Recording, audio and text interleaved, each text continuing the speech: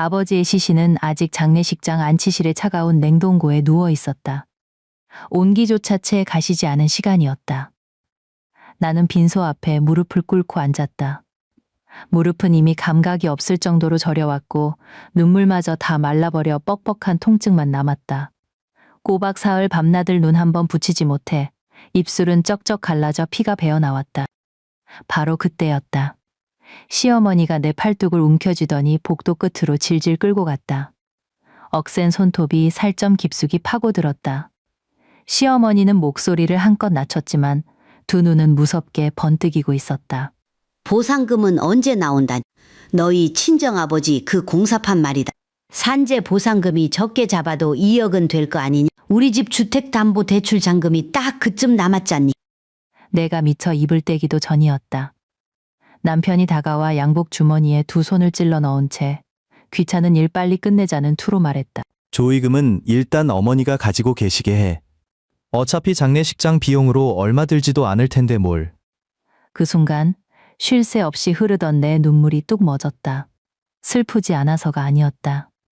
번쩍하고 정신이 들었기 때문이다. 아, 이 집구석에서는 내 아버지의 죽음조차 그저 입금 예정인 수입에 불과하구나. 나는 울고불고 매달리지도 소리 높여 싸우지도 않았다. 그저 천천히 자리에서 일어나 장례식장 1층 편의점으로 걸어갔다. 그리고 3년 동안 단 한 번도 누르지 않았던 전화번호 하나를 찾아 통화 버튼을 눌렀다. 다음 날 시댁은 그야말로 발칵 뒤집혔다. 그 짧은 순간 과연 무슨 일이 있었던 걸까? 본격적인 이야기에 앞서 먼저 구독과 좋아요를 눌러주시고 지금 어디서 이 방송을 듣고 계시는지 댓글로 남겨주세요. 여러분이 계신 모든 곳에 행복이 깃들기를 바랍니다. 자, 그럼 편안한 마음으로 제 이야기에 귀 기울여 주세요. 싱크대에 받은 찬물은 뼈가 시릴 정도로 차가웠고 은서의 손가락은 이미 하얗게 퉁퉁 불어 쭈글쭈글해져 있었다. 도마 위에는 껍질을 벗긴 무가 수십 개 쌓여 있었고 그 옆 스테인리스 대야에는 핏물을 빼는 소갈비가 한가득 담겨 있었다. 새벽 4시 30분, 과천시의 하늘은 아직 칠흑같이 어두웠다. 32평짜리 낡은 아파트 주방에는 낡은 환풍기가 돌아가는 둔탁한 소리만 웅웅거렸다. 오늘은 시어머니 오순자의 생신이었다. 가족 모임은 점심으로 예정되어 있었고 18가지나 되는 잔치 음식 메뉴는 이미 3일 전에 은서의 휴대전화 메시지로 통보된 상태였다. 은서는 감자칼을 쥐고 기계적으로 도라지 껍질을 벗겼다. 흙냄새와 파, 마늘의 매운내가 뒤섞여 눈이 시큰거렸다. 거실에서 슬리퍼를 질질 끄는 소리가 들려왔다. 시어머니 오순자가 카디건을 걸친 채 부스스한 눈으로 주방 입구에 나타나더니 곧바로 미간을 찌푸렸다. 그녀의 시선이 아직 텅 비어있는 커다란 가스레인지 화구들을 훑고 지나갔다. 지금 시간이 몇 시인데 갈비탕 소채 불도 안 올렸어. 도대체 뭘 꾸물거리고 있는 거야? 시어머니의 목소리는 메마르고 거칠었으며 반박을 허용하지 않는 날 선 질책이 담겨 있었다. 아주버님네 식구들이 11시면 도착할 텐데 손내님들한테 찬물만 대접할 작정이니? 은서는 손에 쥔 칼을 멈추지 않은 채 고개만 살짝 숙였다. 어머니, 갈비는 아직 핏물을 빼는 중이에요. 금방 불에 올릴게요. 금방. 넌 어째 매사가 그렇게 굼뜨니? 시어머니는 콧방귀를 뀌며 다가와 냄비 뚜껑 몇 개를 열어보더니 신경질적으로 뚜껑을 닫았다. 챙그랑거리는 날카로운 쇳소리가 부엌을 울렸다. 양념은 아끼지 말고 팍팍 넣었어. 네, 분명히 말하는데 오늘 내 시아버지 쪽 친척들도 오니까 어디서 궁상맞음만 돼서 우리 집 얼굴에 먹칠하지 마라. 바로 그때 싱크대 옆 대리석 상판에 올려둔 휴대전화가 진동하기 시작했다. 징, 징, 징. 화면이 켜지며 어두운 주방 조명 아래서 유난히 눈부시게 빛났다. 발신자 정보에 몇 글자가 깜빡였다. 화성 산재병원. 은서의 심장이 덜컥 내려앉았다. 감자칼이 도라지에서 미끄러지며 엄지손가락 지문을 스치고 지나갔다. 피는 나지 않았지만 하얗게 짓눌린 자국이 남았다. 그녀는 쥐고 있던 것을 내려놓고 축축한 손을 앞치마에 대충 쓱쓱 문질러 닦은 뒤 통화 버튼을 눌렀다. 강태수 환자분 보호자 강은서 씨 되십니까?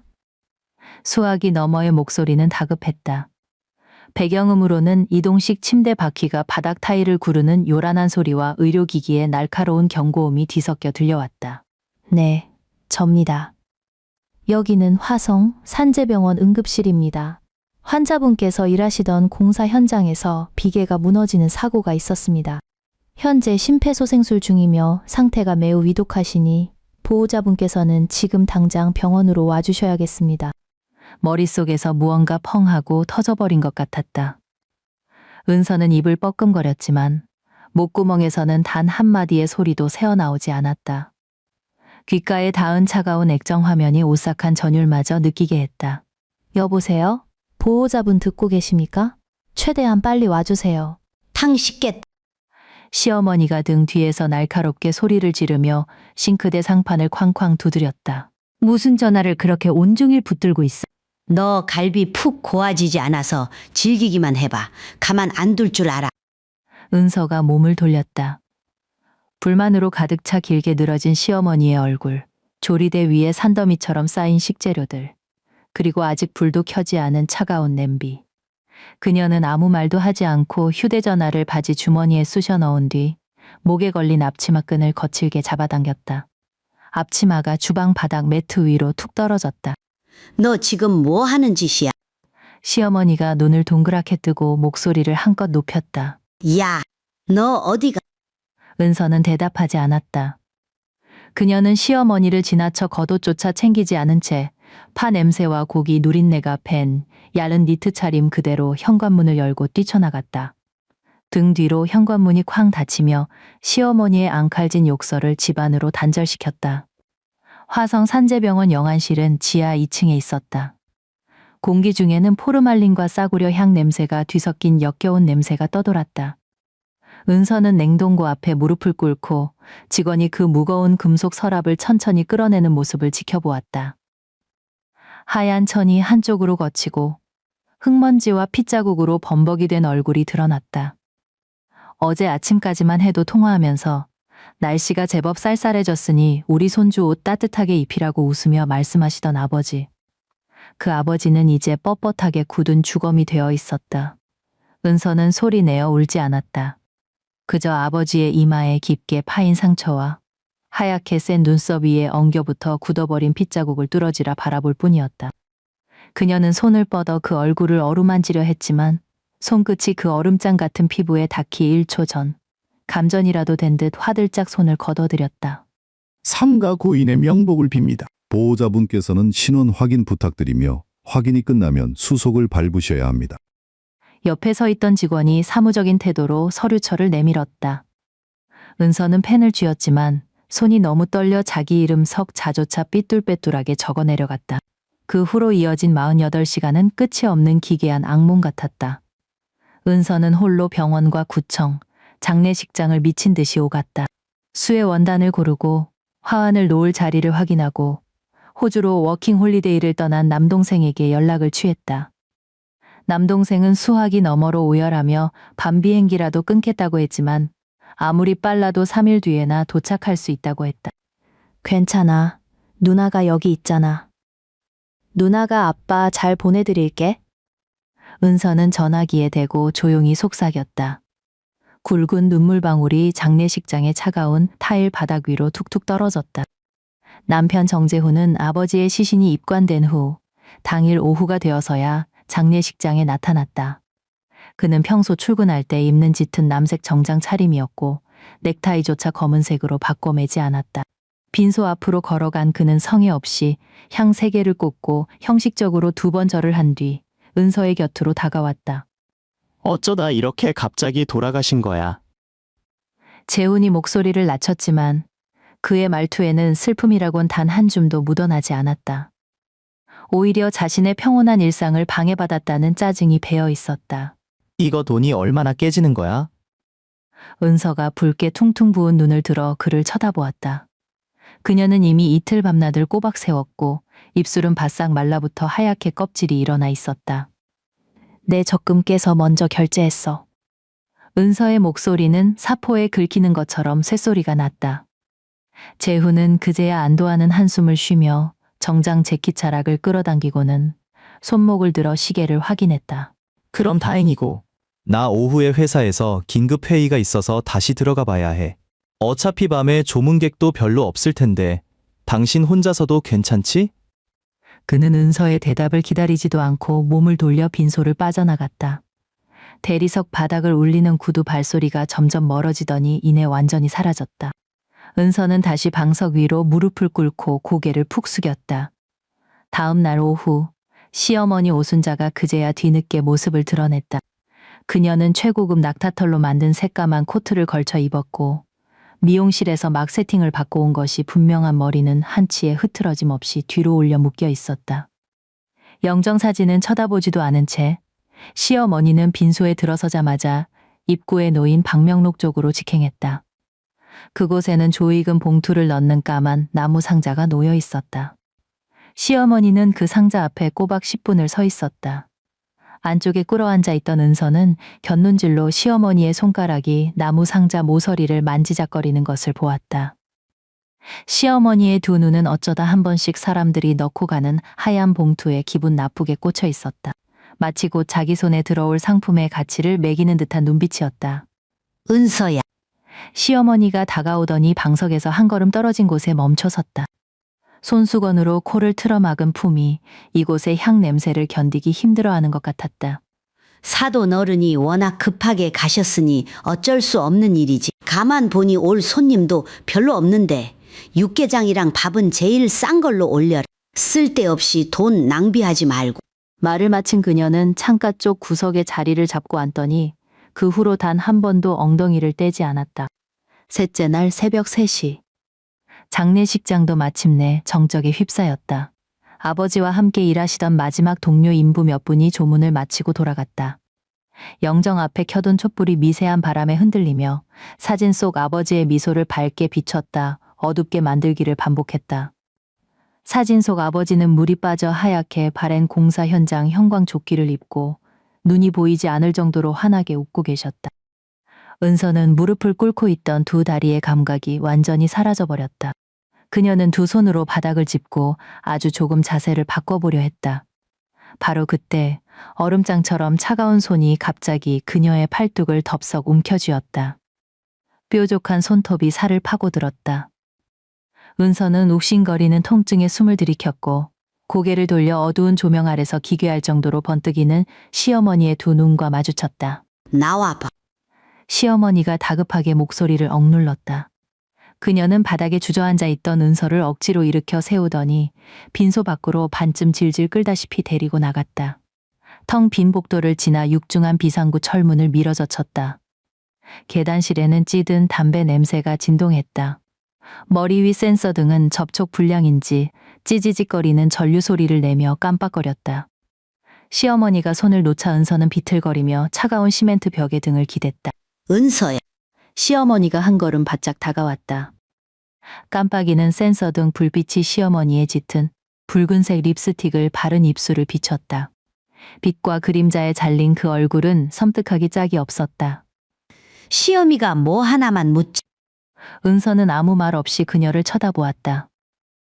귓속에서 삐 하는 이명이 계속해서 맴돌기 시작했다. 너희 친정아버지 공사판에서 일하다 그렇게 되신 거 맞지? 시어머니의 목소리는 은밀하게 가라앉아 있었지만 주체할 수 없는 묘한 흥분감이 서려 있었다. 비계가 무너졌다며. 그거 아주 대형 사고 아니냐. 내가 듣기로 산재 보상금이 아무리 못해도 3억은 좋게 나온다던데 맞지? 이명 소리가 더 커졌다. 은서는 갑자기 숨쉬기가 버거워졌다. 마치 이 계단실의 산소가 순식간에 다 증발해버린 것 같았다. 내가 뭐 돈 욕심내는 그런 속물인 줄 아느냐. 너도 잘 알잖니. 은서가 입을 굳게 다물고 있자 시어머니는 한 걸음 더 바짝 다가왔다. 시어머니의 몸에서 풍기는 독한 향수 냄새에 은서의 위장이 뒤틀렸다. 하지만 너도 우리 집안 사정을 좀 헤아려야지. 재훈이 그 학원 프랜차이즈 가맹비 말이다. 지금 딱 1억 2천만 원이 모자라서 쩔쩔매고 있잖니. 네, 친정아버지도 돌아가신 마당에 그 돈 쥐고 있어봤자 죽은 사람이 살아 돌아오는 것도 아니고 마침 잘 됐지 뭐냐. 그 돈으로 학원 빵꾸 난 거 메꾸면 딱이겠다. 나중에 재훈이 학원 자리 잡고 대박 나면 걔가 널 섭섭하게 하겠니? 저 붉게 칠해진 두 입술이 쉴 새 없이 달싹거렸다. 은서는 그 입술을 노려보며 속이 미친 듯이 뒤집히는 것을 느꼈다. 사흘 내내 물 한 모금 제대로 넘기지 못한 위장이 발작하듯 경련을 일으켰다. 자신의 아버지가 시신조차 굳지 않은 채 누워있는데 며느리를 비상구로 끌고 와 그 목숨값을 계산하고 있는 눈앞에 이 여자. 어머니. 은서가 마침내 입을 뗐다. 바람 한 점에도 쓰러질 듯 위태로운 목소리였다. 우리 아빠 시신 아직 저 아래 냉동고에 있어요. 시어머니는 멈칫하더니 이내 미간을 팍 찌푸리며 짜증스럽게 손사래를 쳤다. 죽은 사람은 죽은 거고 산 사람은 어떻게든 살 궁리를 해야 할 거 아니냐. 그럼 뭐 그 3억을 내 관짝에라도 싸들고 갈 테냐. 어미 말 허투루 듣지 말고 보상금 꽂히는 대로 당장 재훈이 통장으로 이체해라. 이 일은 이렇게 정리하는 걸로 알겠다. 그녀는 콧방귀를 끼며 코트깃을 튕기듯 추스르더니 비상구 문을 밀치고 나갔다. 복도를 울리는 또각또각 하이힐 소리가 멀어졌다. 은서는 홀로 벽에 기댄 채 한참을 서 있다가 천천히 차가운 계단 위로 주저앉았다. 두 손에 얼굴을 파묻었지만 눈물은 나오지 않았다. 단 한 방울의 눈물도 흐르지 않았다. 머릿속을 맴도는 극도의 황당함과 분노가 가슴속에서 걷잡을 수 없이 부풀어 오르더니 이내 차갑고 단단한 얼음 덩어리로 굳어버렸다. 얼마의 시간이 지났을까? 은서는 비상구 문을 열고 다시 빈소로 걸어 들어갔다. 언제 왔는지 남편 재훈이 와 있었다. 그는 영정사진 앞이 아니라 구석에 놓인 작은 교자상 앞에 쭈그려 앉아 있었다. 그 상 위에는 조의금을 담아두었던 까만 나무 상자가 놓여 있었고 상자는 이미 활짝 열려 있었다. 재훈은 하얀 조의금 봉투들을 하나하나 뜯어 지폐를 꺼낸 뒤 손가락에 침을 발라가며 돈을 세고 있었다. 그의 옆에는 휴대전화 계산기 화면이 켜져 있었고 액정에는 숫자들이 바쁘게 올라가고 있었다. 발소리가 들렸는데도 재훈은 고개 한번 들지 않았다. 장례식장 화환값은 방금 내 신용카드로 긁었어. 그는 5만 원권 지폐 한 다발을 탁탁 쳐서 가지런히 정리하며 세상에서 가장 당연한 일을 하듯 덤덤하게 말했다. 이 조의금은 일단 어머니가 챙겨두시게 할 거야. 어차피 장인어른 쪽 친척들은 오지도 않아서 들어온 돈도 얼마 없잖아. 나중에 장인어른 산재 보상금 나오면 화환값은 나한테 따로 입금해. 이런 돈 계산은 가족끼리라도 철저하게 해야지. 그의 말투는 마치 배달 음식 왔으니 문 좀 열어줘라고 말하는 것처럼 평온하기 그지없었다. 은서는 남편에게서 세 걸음 떨어진 곳에 멈춰 섰다. 그녀의 시선은 남편의 손에 쥐어진 지폐 다발에서 하얀 국화꽃에 둘러싸인 정면의 영정사진으로 천천히 옮겨갔다. 사진 속 아버지는 웃고 있었다. 딸 시집 갈 때 혼수 비용이라도 보태주겠다고 60이 넘은 나이에도 공사판에서 시멘트 포대를 짊어지시던 아버지. 딸이 임신했을 때 작업복에 묻은 먼지 때문에 혹여나 해가 될까 봐 차마 가까이 다가오지도 못하고 멀찍이 서서 허허 웃기만 하시던 나의 아버지. 이 집안에서 아빠의 죽음은 그저 통장에 찍힐 숫자 몇 개에 불과했던 것이다. 은서는 천천히 고개를 숙여 자신의 두 손을 내려다보았다. 손을 꽉 쥐고 주먹을 만들었다. 조금씩 더 힘을 주자 손톱이 손바닥 살을 깊게 파고들며 하얀 반달 자국을 남겼다. 뻑뻑했던 눈가에 아주 옅게 맺혀있던 습기마저 바로 이 순간 흔적도 없이 말라버렸다. 그녀는 뛰어가 상을 뒤엎지도 않았고 미친 듯이 악을 쓰며 발악하지도 않았으며 엉엉 소리내어 울지도 않았다. 그저 묵묵히 몸을 돌려 천근만근 무거운 다리를 이끌고 빈소를 벗어나 복도 끝 유가족 휴게실로 걸어갔다. 휴게실은 불이 꺼져 캄캄했다. 은서는 구석에 있는 사물함으로 다가가 자신의 가방을 꺼냈다. 가방 맨 밑바닥에는 비닐로 여러 겹 꽁꽁 싸맨 물건 하나가 들어있었다. 액정 테두리가 깨지고 뒷면에는 색이 바랜 미끄럼 방지 스티커가 붙어있는 구형 스마트폰이었다. 이것은 3년 전 계절이 바뀌어 재훈의 정장을 정리하다 안주머니에서 발견한 물건이었다. 세탁소에 맡길 옷들을 분류하며 호주머니를 뒤지던 중 손끝에 딱딱한 것이 걸려 꺼내보았다. 비밀번호조차 걸려있지 않아 화면을 밀기만 하면 바로 열리는 낡은 스마트폰이었다. 은서는 그 휴대전화를 손에 꽉 쥔 채 엄지손가락을 전원 버튼 위에 한참 동안 올려두었다. 이윽고 화면이 켜졌다. 배터리는 20% 남아 있었다. 그녀는 익숙한 손놀림으로 사진첩을 눌렀다. 사진첩에는 3년 전 그녀가 직접 찍어둔 열대장의 캡처 화면만 덩그러니 남아 있었다. 은서가 첫 번째 사진을 열었다. 재훈과 시어머니가 카카오톡으로 나눈 대화 내용이었다. 어머니가 보낸 메시지였다. 이번 달 용돈은 왜 아직 안 들어오니? 재훈이 답했다. 엄마, 오늘 오후에 월급 들어왔어요. 150만 원 방금 이체했습니다. 남은 돈은 제 영업비로 좀 빼두고 생활비 하라고 은서한테 보냈어요. 어머니가 다시 보냈다. 걔한테는 딱 80만 원만 줘라. 어차피 근처 재래시장에서 장 보는 게 다인데 돈 쓸 데가 어딨어? 월급 통장은 내 밑에 두는 게 제일 안전해. 그년 손에 돈 쥐어주면 조만간 친정으로 다 빼돌릴 거다. 재훈의 답장이 이어졌다. 네, 알겠어요, 엄마. 은서의 시선은 딱 80만 원만 줘라라는 문장 위에서 오랫동안 머물렀다. 결혼하고 8년.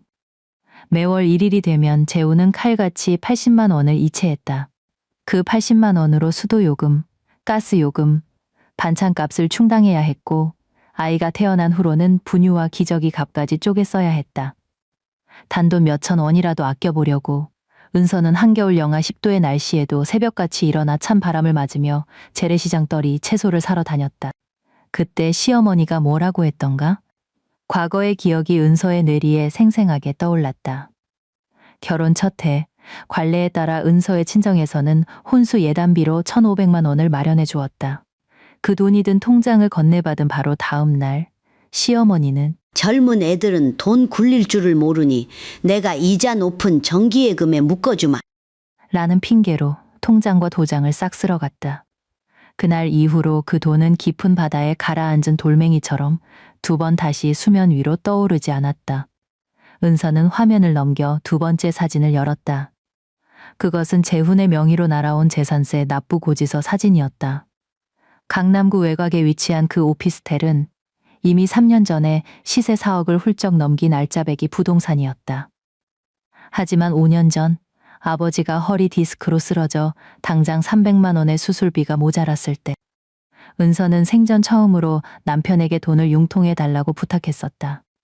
그날 저녁 식탁에서 재훈은 숟가락을 탁 내려놓으며 짜증스럽게 미간을 찌푸렸다. 장인어른 국민건강보험 다 되는데 왜 우리한테 손을 벌려? 지금 우리가 살고 있는 이 낡아빠진 집도 주택담보대출 갚느라 허리가 휘는데 내가 그 300만 원을 어디서 파와? 그 300만 원을 구하기 위해 은서는 한밤중에 남편 몰래 숨어서 대학 시절 동기들에게 일일이 전화를 돌리며 굽신거려야 했다. 그런데 허리가 휜다던 그 남편은 뒤로는 4억짜리 오피스텔을 굴리고 있었던 것이다. 대외적으로 시어머니는 만나는 사람마다 내 아들 이름만 빌려서 내가 산 이라고 떠벌리고 다녔지만 실상 그 오피스텔의 계약금과 매월 나가는 대출 이자는 재훈이 감쪽같이 숨겨둔 비자금에서 빠져나가고 있었다. 그리고 3년 전 은서는 임신 중이었고 물 한 모금만 마셔도 다 개워낼 정도로 입덧이 끔찍하게 심했다. 화장실 변기를 부여잡고 헛구역질을 하다 혼절하기 직전까지 갔을 때 문 밖에 서 있던 시어머니는 얼음장 같은 목소리로 내뱉었다. 유난 떨지 마. 나 젊었을 때 재훈이 가졌을 때는 그 만삭배를 하고도 밭을 다 했다. 하루 결근하면 월급이 얼마나 깎이는 줄 알기나 해? 빨리 찬물로 세수하고 출근. 그달 출근길 지옥철에 시달리던 은서는 결국 정신을 잃고 쓰러졌고 아이는 빛을 보지 못한 채 떠났다. 하나하나 건건이 8년치 피눈물 나는 장부가 은서의 머릿속을 주마등처럼 스쳐 지나갔다. 예전에 그녀는 늘 자신을 다독였다. 그래, 참자. 가정의 평화를 위해서 우리 아빠 걱정하시지 않게 내가 참아야지. 아버지가 전화를 걸어와 사위가 잘해주냐, 시부모가 구박하지는 않냐고 물으실 때마다 그녀는 억지로 웃음을 쥐었자며 다들 엄청 잘해주세요. 아빠는 아무 걱정 마세요. 라고 거짓말을 했었다. 하지만 이제 그녀가 그런 새빨간 거짓말을 해서라도 지켜주고 싶었던 유일한 사람. 아버지는 저 차가운 영안실 냉동고에 누워 계신다. 그 순간 밖에서 의자를 질질 끄는 소리가 들려와 은서의 상념을 깨뜨렸다. 그녀는 구형 휴대전화 화면을 끄고 다시 비닐로 단단히 싼 뒤 가방 맨 밑바닥 보이지 않는 곳으로 깊숙이 밀어 넣었다. 장례식은 마침내 마지막 날을 맞이했다. 시신은 화장장으로 향했고 한 줌의 재가 된 아버지는 서울 근교의 추모공원에 안치되었다. 모든 절차를 마치고 장례식장으로 돌아오니 이미 해가 뉘엿뉘엿지고 있었다. 마지막 잡동사니들을 치우고 장례식장 대관료까지 모두 정산한 뒤 이제 집으로 돌아갈 시간이었다. 빈소 한가운데 놓인 작은 교자상 위에는 두툼한 흰색 봉투 하나가 올려져 있었다. 사흘 동안 들어온 조의금을 모두 합친 총 487만 원의 돈이었다. 시어머니 오순자는 이미 그 고급스러운 낙타털 코트로 갈아입은 뒤였다. 한 손에는 명품 가죽 가방을 든 채 시어머니의 시선은 그 하얀 봉투에 탐욕스럽게 꽂혀 있었다. 그녀가 다가가 봉투를 낚아채려는 찰나였다.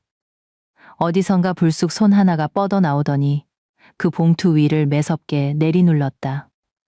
탁 하는 날카로운 소리가 텅 빈 장례식장을 울렸다. 시어머니는 흠칫 놀라 고개를 들었다. 상 맞은편에는 은서가 서 있었다. 오랜 집안일로 마디가 굵어진 그녀의 손이 조의금 봉투를 지시기듯 누르고 있었다. 너 뭐 하는 짓이야? 시어머니의 안색이 순식간에 시퍼렇게 굳었고 미간은 험악하게 일그러졌다. 손 안 떼. 은서는 손을 치우지 않았다. 8년 만에 처음으로 은서는 시어머니의 시선을 피하지 않았다. 오히려 고개를 빳빳하게 들고 정교하게 아이라인을 그린 그 두 눈을 똑바로 응시했다. 어머니. 은서의 목소리는 크지 않았지만 글자 하나하나가 송곳처럼 또렷했고 미세한 떨림조차 없었다. 이 돈은 제가 아빠 장례 비용으로 쓸 겁니다. 시어머니는 기가 차다는 듯 헛웃음을 치더니 억지로 봉투를 뺏어들려고 손에 힘을 주었다. 내가 무슨 장례 비용을 내? 재훈이가 말 안 했어. 이 돈은 일단 내가 챙겨두고 나중에 보상금 나오면 그때 계산하기로 했잖아. 어디서 어른 앞에서 눈을 부라려. 당장 손 떼고 꼴싸 나온 짓 그만둬. 은서의 손은 바위처럼 꿈쩍도 하지 않았다. 그녀는 고인 물처럼 평온하고 서늘한 눈빛으로 시어머니를 뚫어지라 쳐다보았다. 장례식장 식대랑 시설 이용료 미납된 잔금이 아직 200만 원 남아 있습니다. 그거 결제하고 남은 돈은 우리 아빠 49제 지낼 때 쓸 거예요. 이 돈 단 한 푼도 어머니한테 못 드립니다. 뭐라고? 시어머니의 얼굴이 악기처럼 일그러졌고 사람의 고막을 찢어놓을 듯 앙칼진 고함이 터져나왔다. 그녀는 들고 있던 가방을 바닥에 내동댕이 치며 은서의 코앞에 대고 삿대질을 해댔다. 이 은혜도 모르는 미친년. 우리 집구석에서 먹여주고 재워줬더니 이제 머리에 피 좀 말랐다 이거냐? 어디서 시어미한테 꼬박꼬박 대들. 입구에서 담배를 피우고 있던 재훈이 소란을 듣고 황급히 뛰어들어왔다. 강은서, 너 돌았어? 재훈이 은서의 손목을 낚아채더니 우악스럽게 옆으로 팽개쳤다. 엄마한테 말버릇이 그게 뭐야. 미쳤으면 곱게 미쳐. 당장 무릎 꿇고 사과 안 해? 재훈이 그녀를 거칠게 밀쳐내는 바로 그 찰나. 은서는 손목의 스냅을 이용해 상 위에 있던 봉투를 재빨리 낚아채 손에 꽉 움켜쥐었다. 은서는 짐승처럼 핏대를 세우고 있는 낯선 남편을 그리고 그 옆에서 방길방길 뛰며 패악을 부리는 시어머니를 번갈아 쳐다보았다. 순간 저 두 사람이 너무나도 가련하게 느껴졌다. 우스꽝스러울 정도로 비참해 보였다. 나 안 미쳤어. 은서는 재훈의 손을 매정하게 뿌리치며 구겨진 옷소매를 툭툭 털어냈다. 그녀는 더 이상 그들을 벌레 보듯 쳐다보지도 않았다. 의자 등받이에 걸쳐둔 검은색 외투를 집어든 그녀는 몸을 돌려 척추를 꼿꼿하게 세웠다. 너 거기 안 서. 강은서. 너 오늘 이 문턱 넘어서 나가면 두 번 다시 우리 집구석에 발들일 생각 꿈에도 마라. 시어머니가 등 뒤에서 목이 터져라 악다구니를 썼다. 하지만 은서의 발걸음은 단 한치의 망설임도 없었다. 타일 바닥을 때리는 구두 굽소리가 맑고 경쾌하게 울려 퍼졌다. 그녀는 복도를 가로질러 장례식장 자동문을 당당하게 빠져나왔다. 밖으로 나서자 첫눈이 섞인 매서운 칼바람이 얼굴을 강타했지만 그 차가운 감촉은 3일 내내 멍하게 가라앉아 있던 그녀의 뇌를 그 어느 때보다 날카롭게 깨워주었다. 밤 8시. 과천시의 낡은 아파트. 은서가 현관문을 열고 들어섰다. 집 안은 불이 모두 꺼져 캄캄했고 공기 중에는 며칠 전 끓이려다 만 갈비탕의 옅은 기름 냄새가 유령처럼 떠돌고 있었다. 그녀는 신발도 벗지 않은 채 얼음장 같은 현관 타일 바닥에 털썩 주저앉았다. 신발장에 등을 기댄 그녀는 칠흑 같은 어둠 속에서 다시 그 낡은 휴대전화를 꺼내 들었다. 화면이 환하게 켜졌다. 주소록을 열어 맨 밑바닥까지 스크롤을 쫙 내렸다. 그곳에는 김 변호사, 상담라는 이름 하나가 저장되어 있었다. 3년 전 그 4억짜리 오피스텔의 존재를 알게 된 직후 은서는 가족들 몰래 구청에서 운영하는 무료 법률 상담소에 가서 번호표를 뽑고 기다린 적이 있었다. 그때 그녀를 담당했던 사람은 이혼 소송 전문인 여성 변호사였다. 당시 김 변호사는 그녀에게 이렇게 말했다. 단순히 경제적인 부분을 속였다는 것만으로는 이혼 소송에서 승소하기가 매우 어렵습니다. 남편의 명백한 외도나 가정폭력에 대한 확실한 증거가 필요해요. 당장은 억울하시더라도 인내심을 갖고 모든 계좌 거래 내역과 정황 증거들을 악착같이 수집하셔야 합니다. 그 말을 들었을 때 은서는 두려움에 사로잡혀 뒷걸음질 치고 말았다. 그래서 그 번호는 주소록의 가장 깊은 곳에 화석처럼 묻힌 채 단 한 번도 수신호로 연결되지 않았다. 은서는 가슴 깊이 숨을 들이마신 뒤 마침내 통화 버튼을 꾹 눌렀다. 뚜. 신호음이 3번 울리고 전화가 연결되었다. 안녕하세요. 김지연 법률사무소입니다. 김 변호사님. 은서는 휴대전화를 쥔 손에 꽉 힘을 주었다. 손가락 마디가 하얗게 질렸다. 텅 비고 캄캄한 거실에 울려 퍼지는 그녀의 목소리에는 다리를 불태우고 강을 건너는 자의 섬뜩한 결기가 서려 있었다. 저 3년 전에 상담받았던 강은서라고 합니다. 수화기 너머에서 잠시 정적이 흘렀다. 상대방이 머릿속 서랍을 뒤지는 듯한 침묵 끝에 대답이 들려왔다. 아, 강은서 씨. 기억납니다. 무슨 일이시죠? 준비가 끝났습니다. 은서는 베란다 창밖, 아득히 멀리 보이는 고속도로의 자동차 불빛들을 응시했다. 저 이혼할 겁니다. 그리고 그 인간들 전부 다 철저하게 짓밟아 줄 겁니다. 그 후로 2주 동안 은서는 시댁에도 과천의 아파트에도 발을 들이지 않았다. 회사에는 연차를 내고 회사 근처의 허름한 비즈니스 호텔에 방을 잡았다. 그 2주라는 시간 동안 그녀는 한치의 오차도 없는 정밀한 기계처럼 자신의 계획을 완벽하게 실행해 나갔다. 가장 먼저 찾아간 곳은 근로복지공단이었다. 사람들로 붐비는 민원실 창구 앞에 앉은 은서는 아버지의 사망 진단서와 자신의 신분증을 직원 앞으로 쓱 밀어주었다. 안녕하세요. 강태수 씨의 산재 보상금 수령권자 지정 내역을 확인하고 싶습니다. 창구 직원은 타자기를 요란하게 두드리며 전산망을 조회하더니 모니터를 보며 확인해 주었다. 강태수 환자분께서는 생전에 이미 산재 보상금 수령권자 지정 절차를 명확하게 완료하셨습니다. 시스템 기록에 따르면 발생되는 모든 산재 보상금과 유족연금의 유일한 합법적 수령권자는 따님이신 강은서 씨 본인 한 분뿐입니다. 이 보상금은 부부 공동재산에 포함되지 않는 특유 재산이므로 오직 강은서 씨 명의의 개인 계좌로만 이체될 수 있습니다. 그 순간 돌덩이처럼 굳어있던 은서의 어깨가 미세하게 스르르 풀렸다. 아버지는 그 떼약볕 내리쬐는 공사판에서 무거운 시멘트 포대를 짊어지면서도 홀로 남겨질 딸을 위해 마지막 피난처를 단단히 설계해 두신 것이다. 네, 알겠습니다. 당장 청구 수속 밟아주세요. 두 번째로 향한 곳은 주거래 은행이었다. 은서는 법적인 배우자 자격을 증명할 서류를 들이밀고 결혼 후 8년 동안의 모든 부부 계좌 거래 내역을 낱낱이 출력해달라고 요구했다. 배우자 자격으로 재혼 명의의 특정 자금 흐름을 합법적으로 추적할 권리가 그녀에게는 있었다. 프린터가 요란한 쇳소리를 내며 잉크 냄새가 풀풀 나는 두꺼운 종이 뭉치를 토해냈다. 은서는 은행 객장 대기석에 앉아 형광펜을 집어들고 매의 눈으로 한 줄 한 줄 대조하기 시작했다.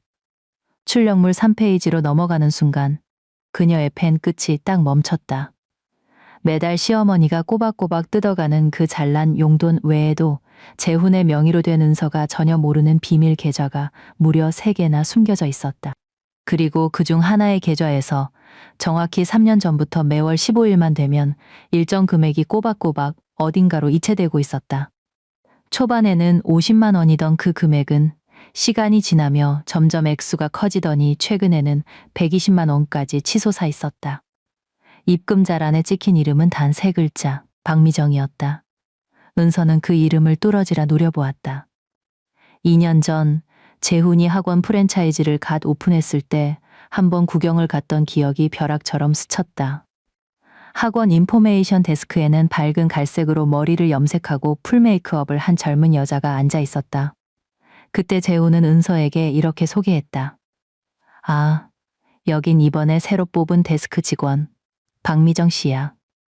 아하, 그 여자는 단순한 데스크 직원이 아니었던 것이다. 은서는 치밀어 오르는 분노보다는 헛웃음이 날 정도로 기괴한 평온함을 느꼈다. 그녀는 두꺼운 노란색 형광펜으로 박미정에게 송금된 모든 기록 위에 굵고 선명한 밑줄을 쭉쭉 그었다. 마지막 3번째. 그녀는 김 변호사의 사무실 문을 열고 들어섰다. 책상 위에는 은행에서 뽑아온 두툼한 거래 내역서 뭉치, 구형 휴대전화에 저장된 카카오톡 캡처 화면들, 그리고 4억짜리 오피스텔의 재산세 납부고지서 사진이 아주 질서정연하게 깔려 있었다. 김 변호사가 안경을 고쳤으며 훑어보더니 은서를 향해 고개를 들었다. 강 선생님, 아주 꼼꼼하게 잘 모으셨네요. 그 박미정이라는 여자는 제가 조사원을 시켜 뒷조사를 좀 해봤는데 정재훈 씨와 꽤 오랫동안 만난 내연녀가 맞습니다. 이제 우리 손에는 경제적 은닉과 외도 2가지의 확실한 증거가 쥐어졌습니다. 제가 얼마나 돌려받을 수 있을까요? 은서가 물었다. 지금 확보된 증거만으로도 이건 명백히 남편 측의 중대한 유책 사유에 해당합니다. 김 변호사가 서류 위를 톡톡 두드렸다. 제가 지금 당장 법원에 가압류 신청을 넣어서 남편 명의로 된 그 오피스텔의 처분 권한부터 묶어두겠습니다. 소장이 날아간 걸 알고 재산을 빼돌릴 수도 있으니까요. 네. 최대한 빨리 부탁드려요. 가압류 결정은 생각보다 훨씬 더 빨리 떨어졌다. 3일 뒤 오전, 은서는 회사 제자리에서 수출입 통관 서류를 확인하고 있었다. 책상 위에 올려둔 휴대전화가 미친 듯이 진동하기 시작했다. 액정 화면에는 어머니라는 3글자가 떠 있었다. 1번, 2번, 3번. 은서는 휴대전화를 무음으로 바꾼 뒤 뒤집어 놓고는 다시 모니터를 뚫어지라 쳐다보며 키보드를 두드렸다. 17번째 부재중 전화 알림이 지나간 직후 아래층 로비 쪽에서 갑자기 날카로운 소란이 일어났다. 강은서, 너 당장 튀어나와. 목소리가 어찌나 쩌렁쩌렁한지 2층 유리 파티션을 뚫고 들어와 탁 트인 사무실에서 일하던 동료들의 시선이 일제히 쏠렸다. 몇몇은 자리에서 일어나 호기심 어린 눈으로 창밖을 내다보았다. 은서는 마우스를 내려놓고 2층 복도의 통유리창 앞으로 다가가 아래를 내려다보았다. 회사 1층 로비에서는 시어머니 오순자가 마치 미친 들짐승처럼 이리저리 날뛰고 있었다. 머리칼은 산발이 되었고 그렇게 애지중지하던 최고급 낙타털 코트는 몸싸움 중에 단추가 하나 떨어져 나가 있었다. 보안 요원 2명이 양쪽에서 그녀의 팔을 붙잡고 어떻게든 밖으로 끌어내려 안간힘을 썼다. 이거 안 놔. 나 내 며느리 찾으러 온 거야. 강은서, 이 독사 같은 년아. 내가 미쳤지. 미쳤어. 내가 무슨 자격으로 내 아들 집을 건드려. 그거 내가 산 집이란 말이야. 층고가 높은 로비에 시어머니의 악다구니가 쩌렁쩌렁 울려 퍼졌고 안내 데스크 직원은 겁에 질려 책상 밑에 숨어 경찰에 신고 전화를 걸고 있었다. 너 당장 안 내려와. 그깟 가압류인지 뭔지 당장 취하 못해. 시어머니가 획 고개를 쳐들었다가 2층 창문 뒤에 서 있는 은서와 시선이 딱 마주쳤다. 그 순간 발악하던 시어머니의 움직임이 뚝 멎었다.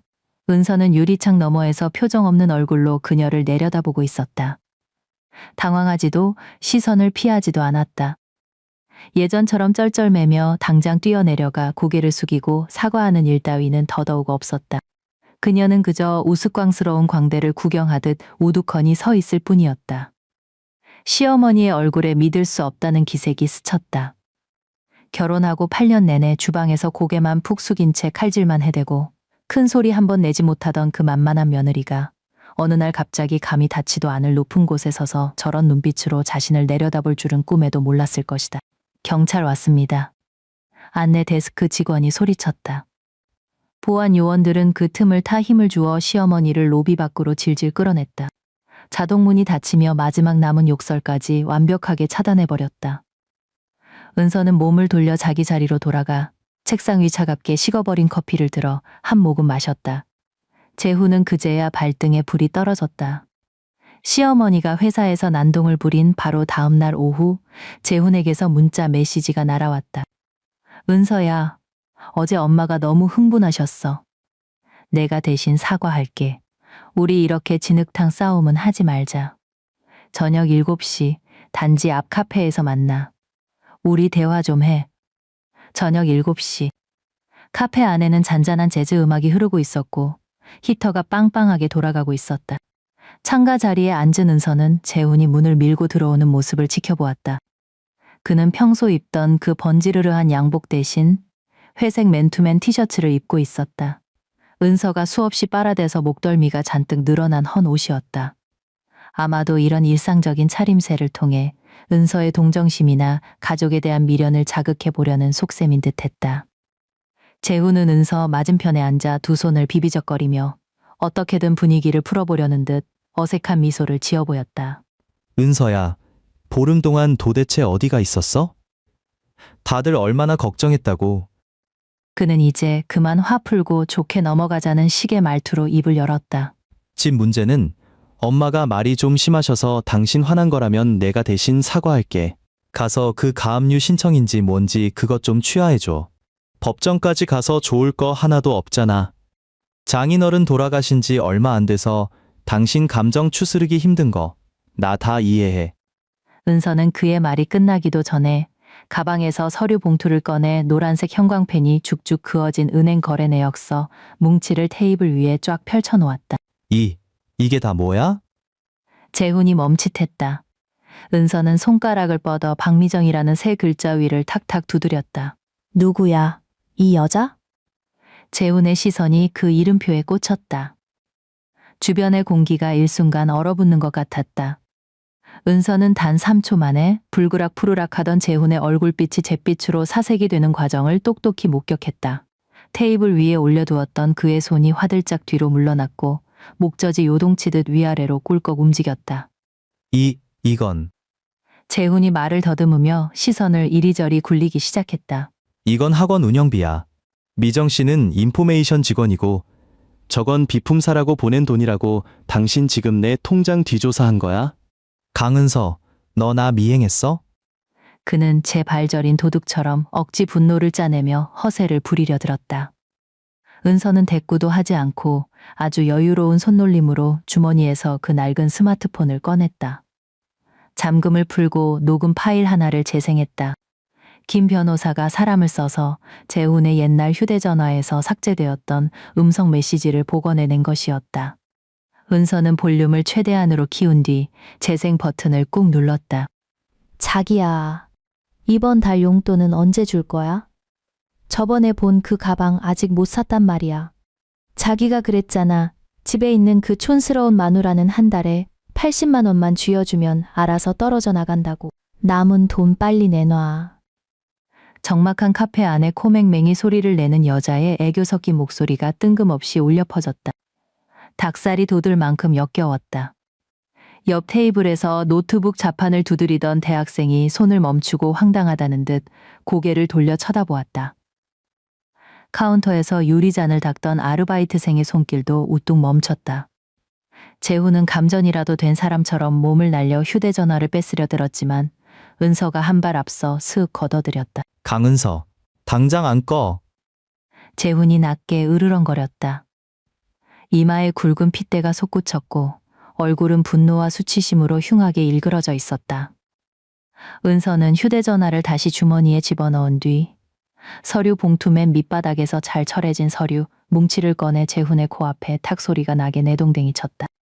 맨 윗줄에는 이혼 소장 부본이라는 글자가 선명하게 박혀 있었다. 재산 분할. 은서는 재훈의 눈을 똑바로 쳐다보며 판결문을 낭독하듯 서늘하게 쏘아붙였다. 그 오피스텔명에 전부 다 나한테 넘겨. 거기다 결혼 이후 형성된 공동재산의 60%. 그리고 당신 나한테 위자료 5천만 원 지급해. 너 진짜 미쳤어? 재훈이 펄쩍 뛰며 자리에서 일어났다. 무릎이 테이블 다리에 쾅 부딪혀 올려져 있던 아이스 아메리카노가 출렁거렸다. 그 오피스텔 계약금을 우리 엄마가 냈는데 단돈 10원도 안 보탠 내가 그걸 다 날로 먹겠다고? 뭐 위자료? 꿈 깨. 나 절대 이혼 도장 못 찍어. 당신이 정 못하겠다면. 은서는 그를 올려다보지도 않은 채 손에 쥐고 있던 소형 녹음기를 만지작거렸다. 며칠 전 일부러 사서 내내 몸에 지니고 다니던 물건이었다. 그녀는 잠시 말을 멈추고 서서히 눈을 치켜떴다. 그 시선은 날카로운 비수처럼 재훈의 눈동자에 푹 꽂혔다. 방금 들려준 그 녹음 파일이랑 그리고 그녀가 느릿느릿 말을 이었다. 당신네 어머니가 우리 아빠 빈소에서 내 팔뚝을 꼬집어대며 산재 보상금 내놓으라고 윽박지르던 녹음 파일. 그것까지 전부 다 법원에 증거로 제출할 거야. 재훈의 숨통이 순식간에 턱 막혀버렸다. 법원에서 바람난 것도 모자라 장인어른 목숨값까지 가로채려든 유책 배우자한테 판결을 어떻게 내릴지 짐작이 나가? 이 녹음 파일이 당신 학원 학부모 단톡방에 쫙 뿌려지면 당신 인생이 어떻게 될지 상상이나 해봤어? 재훈은 다리에 힘이 풀린 듯 의자에 털썩 주저앉았다. 그의 두 손이 제멋대로 덜덜 떨리기 시작하더니 진동은 걷잡을 수 없이 심해졌다.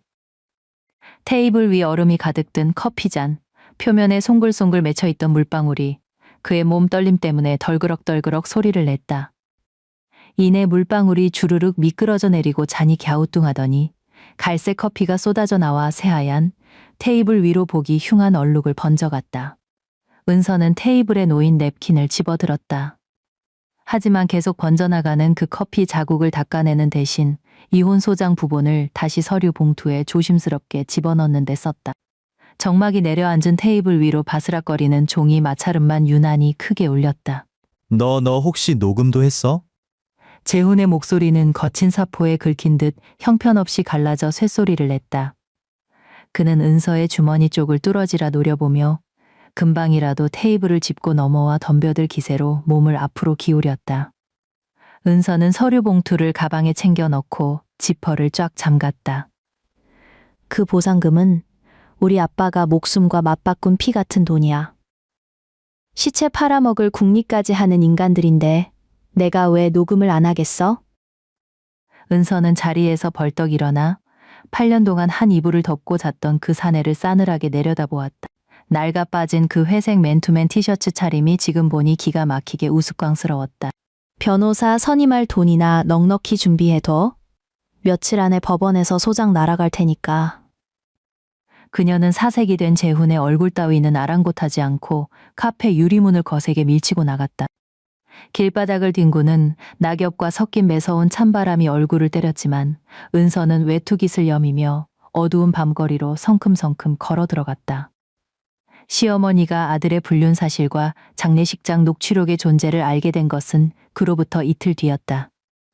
그날 오전 은서는 친정집, 그러니까 아버지가 생전에 새들어 살던 퀴퀴한 반지하 단칸방에서 유품을 정리하고 있었다. 평생 공사판을 전전하며 사셨던 터라 아버지가 남긴 살림살이는 눈물이 날 만큼 초라했다. 낡은 철문 밖에서 갑자기 다급하게 문을 두드리는 소리가 들려왔다. 은서는 들고 있던 종이 상자를 내려놓고 다가가 문을 열었다. 문 밖에는 시어머니 오순자가 서 있었다. 언제나 폼을 잡고 입고 다니던 그 낙타털 코트가 아니라 칙칙하고 낡은 패딩 점퍼를 대충 꿰입은 꼴이었다. 머리는 미용실에 다녀오지 않아 이마 쪽에 부스스하게 달라붙어 있었다. 양손에는 번지르르하게 포장된 사과 한 상자와 최고급 백화점 로고가 떡하니 박힌 한우 세트가 들려 있었다. 문이 열리고 은서의 얼굴을 본 순간 시어머니의 얼굴 근육이 파르르 떨리더니 이내 은서가 상상조차 하지 못한 짓을 저질렀다. 털썩. 시어머니가 무릎을 꺾고 그 차디찬 현관 시멘트 바닥에 그대로 엎드린 것이다. 은서야, 시어머니의 목소리에는 콧물이 섞인 울음기가 한가득 묻어 있었다. 불과 3일 전 회사 로비에서 짐승처럼 악을 쓰던 인간이라고는 도저히 믿기지 않을 정도였다. 어미가 죽을 죄를 지었다. 내가 그날 장례식장에서는 귀신이 씌었나 봐. 노망이 났지. 내가 어른 무시하고 한 번만 덮어다오. 은서는 신발장 위 한 칸 높은 턱에 서서 바닥에 납작 엎드린 여자를 차갑게 내려다보았다. 재훈이 그놈도 한순간에 눈이 뒤집혀서 그런 거야. 그 미정인지 뭔지 하는 여우 같은 기집애 벌써 다 정리하고 내쫓았단다. 진짜야. 앞으로 2번 다시 딴짓거리 안 할 거야. 시어머니는 손에 든 사과와 한우 상자를 은서의 신발코에 닿을 만큼 앞으로 밀어붙였다. 내가 죽은 애 얼굴 봐서라도 한 번만 저번에 유산된 애는 가슴 아프지만 앞으로 새끼치고 오순도순 살면 되잖니. 이거 진짜 법정까지 가면 재훈이 학원 문 닫아야 해. 내 아들 인생 쪽난다고. 은서의 시선은 시어머니의 정수리를 넘어 복도 벽면에 흉하게 벗겨진 페인트 자국을 향했다. 며칠 전 장례식장 비상계단의 그 스산한 센서등 아래서 제 팔뚝을 꼬집어대며 산재 보상금을 내놓으라고 번뜩이던 시어머니의 눈빛이 떠올랐다.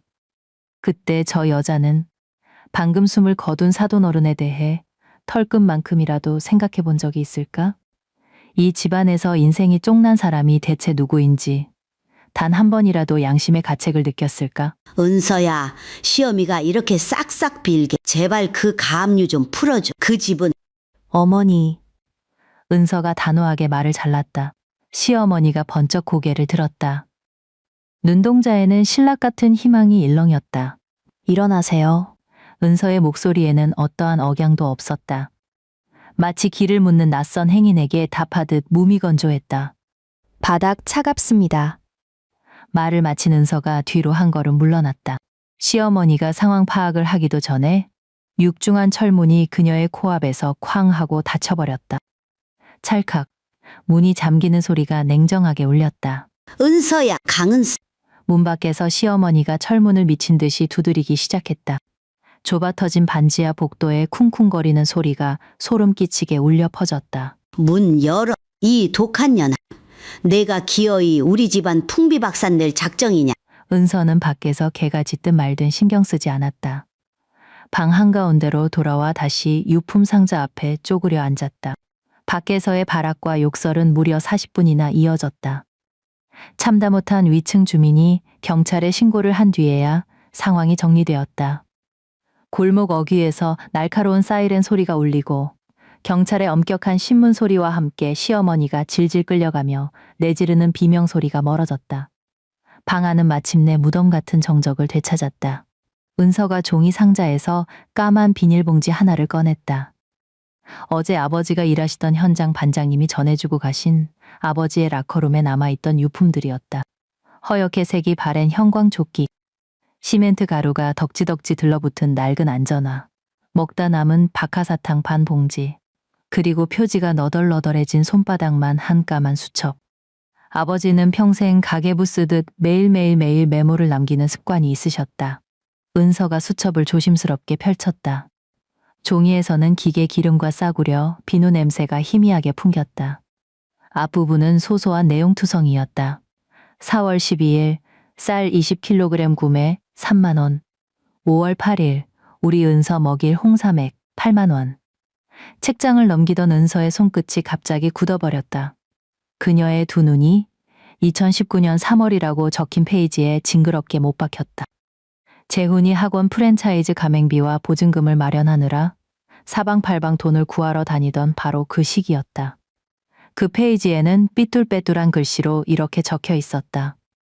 2019년 3월 15일 김서방 학원 보증금 보탬 3천만 원. 사돈어른이 나중에 꼭 갚겠다고 하심. 그 줄의 글씨는 다른 곳보다 훨씬 굵게 꾹꾹 눌러 쓰여 있었고 획 하나하나에 안간힘을 쓴 흔적이 역력했다. 은서는 그 이유를 너무나 잘 알았다. 아버지는 십수년을 공사판에서 무거운 짐을 나르느라 오른손 마디마디가 심하게 굽어버려 비가 오는 날이면 젓가락질조차 제대로 하지 못하셨다. 이 글자를 적어 내려가던 그 순간 아버지의 손은 틀림없이 사시나무 떨듯 떨렸을 것이다. 3천만 원. 그해 시어머니는 만나는 사람마다 자기 시골 땅을 팔아 아들 학원 보증금을 대줬다고 떠벌리고 다녔다. 집구석에서도 재훈과 시어머니는 단 한 번도 그 돈의 진짜 출처에 대해 입을 뻥긋하지 않았다. 진실은 녹슨 칼날처럼 다가와 은서의 지난 8년이라는 세월을 살점 하나하나 발라내듯 잔인하게 난도질했다. 시어머니는 분명 며느리 핑계를 대며 몰래 친정아버지를 찾아가 손을 벌렸을 것이다. 사돈어른, 은서가 시집와서 고생이 많습니다. 재훈이 사업이 엎어지면 은서도 길바닥에 나앉아야 할 판인데 사돈어른이 조금만 힘을 보태주실 수 없겠습니까? 라고 혀를 놀렸겠지. 딸년 시집 보낼 때 혼수 보태주겠다고 예순이 넘어서도 비계 위에서 목숨을 내놓고 일하던 그 늙은이는 군말 없이 자신의 노후 자금 전부를 내어준 것이다. 차용증 한 장 써달라는 소리도 못한 채 그리고는 혼자서 그 엄청난 비밀을 가슴속에 묻어두고 딸에게 전화를 걸 때마다 여전히 똑같은 말만 되풀이하셨다. 우리 은서, 김서방이 잘해주고 툭. 눈물 한 방울이 종이 위로 떨어져 그 투박한 글씨를 흐릿하게 번지게 만들었다. 뒤이어 두 번째, 세 번째 눈물이 후드득 쏟아졌다. 은서는 두 손으로 그 얇디 얇은 수첩을 부여잡고 제 가슴팍으로 미친 듯이 끌어안았다. 목구멍에서 숨이 넘어갈 듯한 꺽꺽거리는 소리가 터져나왔다. 기도가 꽉 막힌 사람처럼 입을 쩍 벌리고 헐떡였지만 폐부를 찌르는 듯한 지독한 고통이 순식간에 그녀를 집어삼켰다. 햇빛 한 줌 들지 않는 서늘하고 텅 빈 반지하 단칸방에서 은서는 먼지 구덩이 바닥에 무릎을 꿇은 채 보름 만에 처음으로 통곡을 쏟아냈다. 그야말로 피를 토하는 듯한 짐승의 울음소리였다. 종이 상자 모서리에 머리를 지식이며 내장이 다 끊어질 듯 울부짖었다. 구역질이 날 정도로 위장이 뒤틀렸다. 피를 빨아먹는 흡혈귀 같은 시댁 식구들이 사무치게 원망스러웠고 주방에 처박혀 눈치만 보느라 제 아버지의 고혈이 빨리는 줄도 몰랐던 바보 같은 자기 자신이 죽도록 원망스러웠다. 한 달 뒤 서울 가정법원 조정실. 실내에는 히터가 답답하게 틀어져 있어 숨쉬기조차 벅찼다. 직사각형의 긴 테이블을 사이에 두고 은서와 재훈이 마주보고 앉아 있었다. 재훈은 피골이 상접할 정도로 반쪽이 되어 있었다. 눈가엔 퀭하게 다크서클이 내려앉았고 쫙 빼입은 정장품이 헐렁하게 남아돌아 안쓰러울 지경이었다. 그는 쉴 새 없이 티슈를 뽑아 이마에 식은땀을 닦아내며 맞은편에 앉은 은서의 눈을 똑바로 쳐다보지 못했다. 조정위원이 눈앞에 쌓인 두꺼운 서류 뭉치를 뒤적거렸다. 은서 측 김 변호사가 확보한 증거들을 하나하나 테이블 위에 늘어놓았다. 은행 입출금 내역서, 내연 여와의 통화 녹음 파일, 그리고 장례식장에서 산재 보상금을 강탈하려던 시어머니의 음성 파일까지. 그 모든 증거들이 커다란 쇠망치가 되어 상대방의 알량한 방어벽을 산산조각 내버렸다. 재산 분할 산정 시 고려해야 할 유책 사유에 관하여 피고 측은 장기간의 외도 사실이 명백하며 피고의 모친은 원고 부친의 장례식장에서 정신적 압박을 가하여 사망 보상금을 갈취하려 시도했습니다. 김 변호사의 목소리는 얼음장처럼 차갑고 날카로웠다. 이는 혼인관계 유지의 기본이 되는 최소한의 인간적 도리마저 심각하게 저버린 행위입니다. 재훈 측 변호사가 헛기침을 하며 안경을 고쳐 썼다. 마지막 발악을 해보려는 수작이었다. 조정의원님, 피고의 모친께서 장례식장에서 다소 부적절한 언행을 하신 점은 인정합니다만 그것이 곧 피고 본인의 의사였다고 단정 지을 수는 없습니다. 또한 원고 측이 주장하는 3천만 원의 채무관계에 대해서도 이의를 제기합니다. 상대 측 변호사가 빳빳한 종이 한 장을 빼들었다. 원고가 제출한 증거는 망인의 일방적인 수첩 메모에 불과합니다. 법리적으로 볼 때 장인이 사위의 사업 자금을 보태준 행위는 명시적인 차용증이 존재하지 않는 한 우서른이 아랫사람에게 대가 없이 베푼 증여로 해석함이 타당합니다. 따라서 이 3천만 원은 변제 의무가 있는 채무액에서 제외되어야 마땅합니다. 재훈이 그 옆에서 꼴에 살겠다고 고개를 끄덕거렸다. 썩은 동아줄이라도 꽉 움켜쥔 꼴이었다. 은서는 벌레를 보듯 차가운 눈빛으로 그를 응시했다. 이 짐승만도 못한 인간은 이 지경에 이르러서도 죽은 장인어른의 피 같은 돈을 떼어먹겠다고 저러고 있었다. 그 돈이 증여인지 대여인지는 피고 측이 입맛대로 해석할 문제가 아닙니다. 김 변호사가 여유로운 미소를 띠며 파일철에서 컬러로 인쇄된 캡처본 한 장을 꺼내 조정위원에게 건넸다. 동시에 그 복사본을 맞은편 쪽으로 슥 밀어주었다. 원고 부친의 유품인 구형 휴대전화에서 복원해낸 문자 메시지 내역입니다. 재훈의 동공이 그 종이 조각 위로 향했다. 2019년 4월 2일에 발송된 메시지였다. 발신자는 강태수. 김서방, 그 돈은 급한 거 아니니 학원 자리 잡고 돈 벌면 천천히 갚아도 되네. 우리 은서랑 싸우지 말고 잘 살기만 해. 사돈 어른이 이자 쳐서 준다는 말은 넣어두라고 전해주게. 가족끼리 무슨 이자인가. 그리고 그 아래 재훈이 보낸 단답형의 답장 하나가 대문짝만하게 박혀 있었다. 네, 장인어른. 조정실 안은 찬물을 끼얹은 듯 고요해졌다. 재훈의 변호사는 그 답장을 확인하더니 꿀먹은 벙어리처럼 입을 다물고 쥐고 있던 볼펜을 책상 위에 살며시 내려놓았다. 승산이 전혀 없는 완벽한 패소임을 직감한 것이다. 조정위원이 서류 너머로 재훈을 힐끗 쳐다보았다. 그 눈빛에는 혐오감과 경멸이 고스란히 담겨 있었다. 위원은 이내 고개를 숙이고 결제 서류 위에 거침없이 선을 그어버렸다. 한 달 뒤 법원의 최종 판결이 떨어졌다. 서울 가정법원의 판결문은 한치의 자비도 없이 명확했다. 피고 정재훈은 혼인 파탄의 중대한 유책 배우자로 인정되어 강남구 소재 오피스텔 소유권의 70%를 원고 강은서에게 이전하고 혼인 기간 중 형성된 공동 재산의 60%를 분할해 지급하라. 아울러 피고는 원고에게 정신적 피해 보상 위자료 명목으로 4천만 원을 지급하라. 가장 중요한 것은 3천만 원의 성격이었다. 법원은 이를 명백한 대여금으로 인정하여 피고가 법정 이자까지 철저하게 계산하여 강태수의 유일한 상속인인 원고에게 전액 상환할 것을 명령했다. 거기에 더해 시어머니 오순자가 수년간 용돈 명목으로 착복해온 차명 계좌 역시 부부 공동재산에서 유출된 것으로 간주, 샅샅이 추적되어 재산 분할 대상에 강제 포함되었다. 이 모든 판결 금액은 6개월 이내에 현금으로 집행되어야 하며 불이행 시 피고 명의의 모든 자녀 자산에 대해 즉각적인 강제 경매가 들어갈 것이라는 무시무시한 경고가 덧붙여졌다. 법원 문을 나서던 날 서울 하늘에는 부슬부슬 겨울비가 내리고 있었다. 1층 로비는 재판을 마치고 나오는 사람들로 북적였다. 은서는 판결문을 반듯하게 접어 가방 안쪽 주머니에 소중히 찔러 넣었다. 몸을 돌린 그녀의 시야에 복도 끝 벤치에 널브러져 있는 인형이 들어왔다. 시어머니 오순자가 나무 벤치에 반쯤 넋이 나간 채 주저앉아 있었다.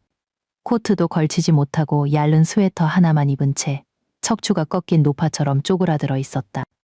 물기 하나 없이 말라버린 허수아비 꼴이었다. 한 손으로는 가슴팍을 쥐어뜯듯 부여잡고 다른 한 손은 허공에 맥없이 늘어뜨린 채였다.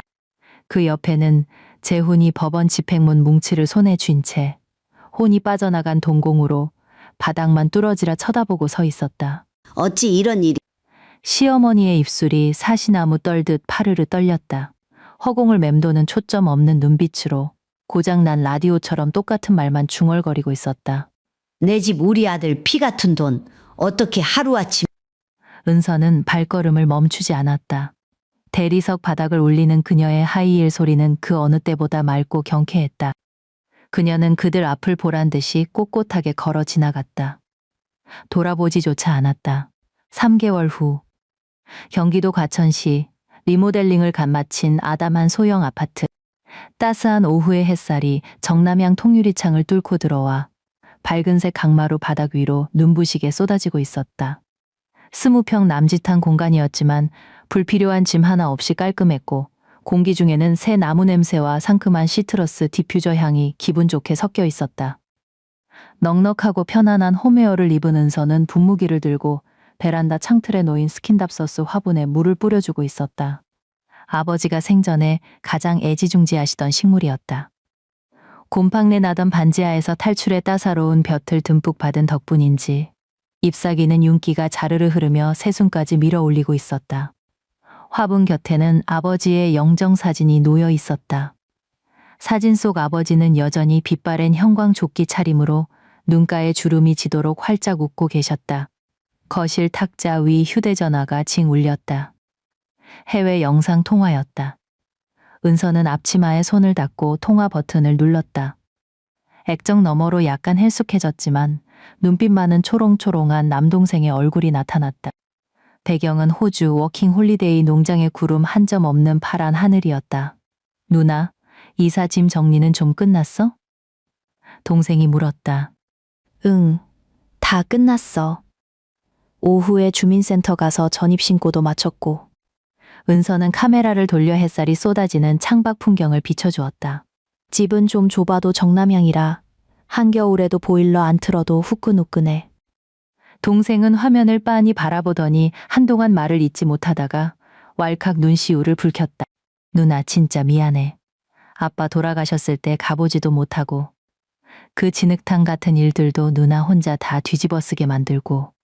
무슨 바보 같은 소리야. 은서가 희미하게 웃었다. 목소리는 차분하면서도 단단했다. 다시 렌즈를 자신 쪽으로 돌려 동생의 눈을 맞췄다. 아빠가 남겨주신 거, 그 기생충 같은 인간들한테 단 1원도 안 뺏겼어. 넌 걱정 말고 거기서 돈이나 열심히 모아. 누나 몫은 누나가 다 알아서 찾아왔으니까. 화면 속 동생은 투박한 손등으로 눈물을 쓱 훔쳐내고는 목이 맨 채로 끄덕끄덕했다. 통화를 마친 은서는 주방으로 걸음을 옮겼다. 싱크대 안은 물기 하나 없이 뽀송뽀송했다. 산더미처럼 쌓여있던 갈비핏물도 머리가 지끈거리는 18가지 잔치상 메뉴도 없었다. 그녀는 정수기에서 미지근한 물 한 잔을 내려 천천히 음미하듯 마셨다. 건너 재훈네 소식을 전에 들은 적이 있었다. 법원에서 떨어진 어마어마한 위자료와 재산 분할을 갚느라 재훈은 이제 막 입소문이 나던 학원 프랜차이즈 가맹권을 헐값에 넘겨야만 했다고 한다. 빈털터리가 된 것도 모자라 연체금까지 쌓였다는 사실을 알게 된 내연녀 박미정은 보름도 안 돼서 카카오톡 계정까지 싹 다 탈퇴하고 연기처럼 증발해버렸단다. 오피스텔도 날아가고 밥줄도 끊긴 재훈은 늙은 어머니를 모시고 노원구 달동네로 쫓겨나듯 들어갔다. 시어머니가 30년 전에 사두었던 15평짜리 낡은 빌라였다. 사방에 곰팡이가 슬고 겨울이면 칼바람이 들이치는 곳. 연속된 충격으로 시어머니의 혈압 수치는 하늘을 찔렀고 지금은 하루에 독한 알약만 4-4알씩 삼키며 큰 소리 낼 기력조차 잃고 시름시름 앓고 있다고 했다. 하지만 그딴 이야기들은 이제 은서와는 아무 상관없는 일이었다. 11월 첫째 주 서울에 큰 추위가 찾아왔다. 점심시간 회사 빌딩을 나선 은서는 옷깃을 파고드는 매서운 찬 바람에 몸을 움츠렸다. 횡단보도를 건너 길 건너편 편의점으로 쏙 들어갔다.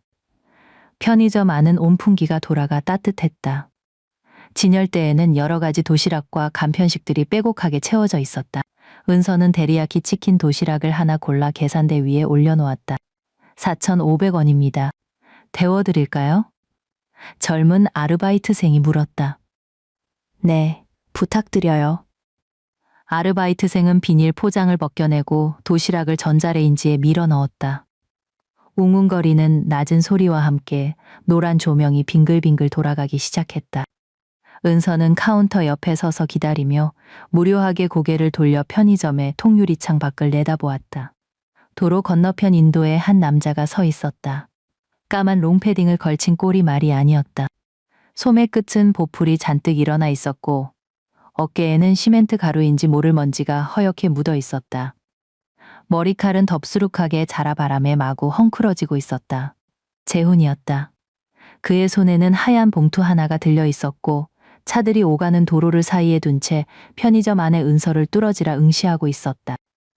유리창 너머로 푹 꺼진 두 뺨과 시퍼렇게 수염이 올라온 턱이 선명하게 보였다. 은서의 시선이 닿자 재훈의 어깨가 흠칫 떨렸다.